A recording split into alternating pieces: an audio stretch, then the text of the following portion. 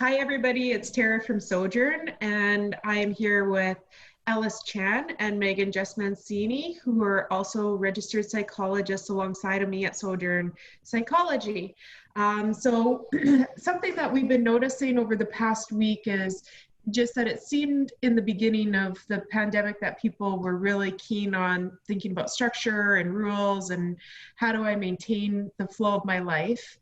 And it seems like there's a bit of a trend right now, again, with people wanting to revisit things about structure. So as we were preparing for this video, I shared a good old psychology joke with Megan and Ellis. And the thing you need to know about psychology jokes is they're really not that funny. But the theme for our episode today is KISS, which is Keep It Simple Psychology. And I'm just going to pass it over to Megan and Ellis, whomever wants to start us off here. Sure. Yeah. So, I mean, thanks, Tara. I guess just my thoughts on what you were saying.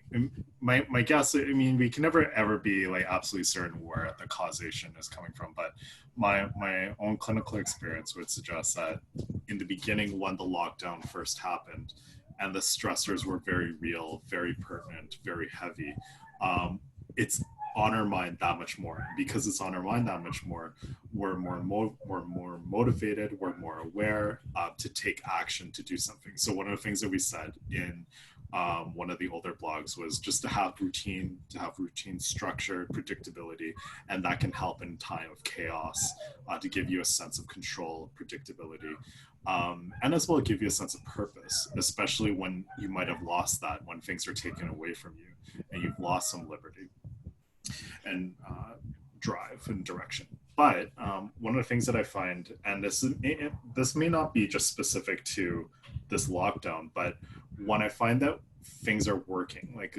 let's say you're in therapy and you start to make ground, you start to make progress, because things are working, you stop worrying about it as much.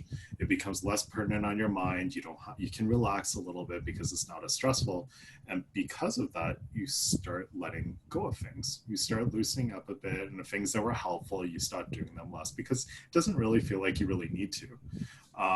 And so I'm wondering that could be a possibility that as over time, as we've progressed from the lockdown's initial occurrence, as things might have been helpful for you, having structure or routine in your day-to-day life, you stop putting those in. You stop trying to have structure and routine because you start to feel better. But slowly, those stressors start to creep back up again. And it might be something to be aware of. It's not necessarily a major catastrophe in itself, but maybe it's just a little reminder to don't worry about reinventing the wheel. Just go back to what was working in the beginning. I don't know, and that might be related to keeping it simple, which I'll throw over to Megan over here. Yeah, awesome. Thanks, Ellis. And I like where you ended in taking some time to reflect when things first got turned upside down with the onset of the pandemic and the social distancing and quarantine. What were you doing that helped you get through? What were you doing that helped you create some sense of control when we're living in a world right now that's so filled with unpredictability and the sense of a lack of control? So how are you building in those structures? You know, was it through exercise? Was it through getting a good night's sleep? Was it through trying to, put on jeans and go to work at home to maintain some sense of normalcy? And I wonder if in reflecting on that, you're noticing kind of like what Ellis said, it's not in the forefront of your mind any longer. And so the things that were working and were helping have been sacrificed. Maybe considering what are some goals to set, and a really wonderful, simple tool, a KISS tool that might be able to reflect on and to help is to set a SMART goal. And SMART goals are goals that are specific, they're measurable, and meaningful as well. They have to be important to you, not just important to me, right? That they're achievable, they're realistic and timely. And by timely, I mean, rather than saying like, I'm going to exercise every day until this is over, maybe it's looking at, I'm going to try to exercise 3 times this week. And the benefit of setting a SMART goal is we set a really clear bar for ourselves, which allows us to be more successful, but then also to evaluate where we're at. So if I'm hitting that working out 3 times a week, maybe next week I can up the ante to 4, so I can continue being successful and consistently, and then adding in more goals. And in being, feeling like you're being successful consistently, there's a sense of purpose that comes with that, and there's a sense of control that comes with that, which also helps to regulate and maybe decrease some of those stress levels that we're all feeling so greatly right now. That's helpful. Yeah, I like this too. And, you know, prior to working at Sojourn years ago, I was an addictions counselor. And so when I would work with people newly in recovery, we would talk about the difference between restricting language and freeing language. So language like should, have to, must, always, these loaded words that feel like requirements. I have to work out 7 times a week. And then if I don't, then I feel, well, I'm a failure. So the risk of giving up or losing that well-being is very high. And there's actually a term for this type of language. I don't know if Megan or Ellis remember what these words are called, but once I say this word, you'll never forget it. And these are called, it's called masturbating. It's a phrase coined by a theorist, Albert Ellis.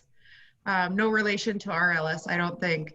But masturbating, those are musts, have tos, should, always. When we use language like want to, try to, my goal is, it just changes the energy behind those goals, which can then help us some flexibility for when we're not as successful, because some days we won't be.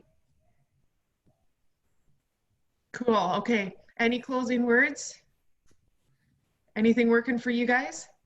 You know, even as you're talking about, I like just both of you, when Tara, when you're saying some days you won't be, and Megan, when you're saying like having clear, tangible goals and get it so you can get a sense of achievement. It's something that I find, it sounds really simple, but in days where there's the goals, I can't have something tangible, or my goal is so obscure, that diffuse, that for me to be able to achieve it would be difficult. I wouldn't know if I've achieved it or not. I mean, that's a good reflection of even right now in our times.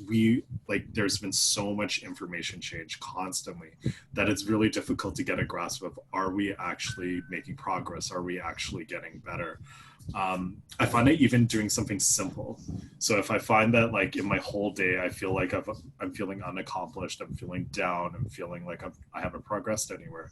Something as simple as doing the dishes is like it's very measurable, it's very attainable, it's finished, it's observably done, but it gives me a sense of progress. It may not be that sense of life achievement that you're aiming for, but these small things give me a sense that I'm moving forward in some direction as opposed to nothing at all.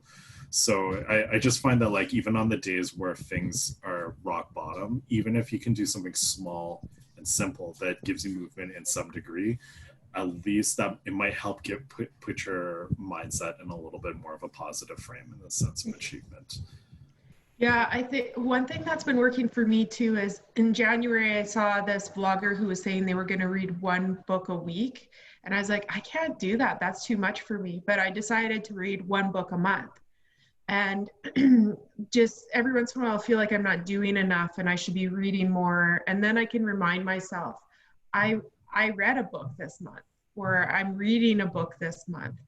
That's something that's working for me personally. What about you, Megan? Yeah, I'm just thinking, to piggyback on Tara and Ellis, your points, is to think as well, you know, if you're having a day where maybe you're not feeling motivated, maybe you're feeling extra tired, it's tough getting started. I think chunking and setting minimums, so to say, like, I'm going to sit down and I'm going to set a timer and I'm just going to work for 10 minutes. And if you hit the 10-minute mark and that's all you can do, amazing. But if you hit the 10-minute mark and you feel like you can do more, often, and I think too, with this lack of control, for me at least, when I feel out of control, I experience a sense of avoidance. So like, I want to push everything away. So if I can set the minimum, really it's just getting started, and then I can fire away and continue through with it. So maybe piggybacking on that point too, that it might help.